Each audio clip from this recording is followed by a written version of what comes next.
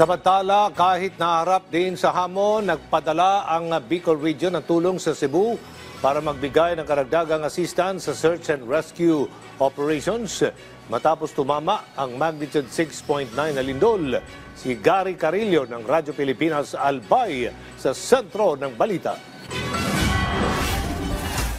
Hindi pa man lubos na nakakabangon ang Bicol Region mula sa pananalasa ng sunod-sunod na bagyo at habagat, kaagad na nagpadala ng tulong ang Bureau of Fire Protection Region 5 sa nagpapatuloy na search and rescue operations sa Cebu. Ito ay matapos tumama ang magnitude 6.9 na lindol doon. Patungo na sa Pilar Port, Sorsogon ang grupo upang simulan ang biyahe papuntang Cebu kasama ang 10 K9. Kumpleto sa kagamitan ng grupo at handa para magsagawa ng search, rescue at humanitarian assistance operations, partikular sa mga lugar na may gumuhong istruktura at mahirap maabot. Siniguro pa rin ng BFP Region 5 na mayroon silang sapat na tauhan sa Bicol, lalo na't may banta na naman ng Bagyong Paulo sa ilang probinsya. Samantala, nakatakda ring magsagawa ng humanitarian mission ang grupo ng mga kabataan na Team Albay Youth Organization mula sa lalawigan ng Albay sa mga residenteng naapektuhan ng malakas na lindol sa Cebu. Sa ngayon, biyaheng masbate rin ang grupo upang maghatid ng tulong sa mga nasalanta ng Bagyong Opong. Mula sa Albay, para sa Integrated State Media, Gary Carillo ng Radyo Pilipinas, Radyo Publiko.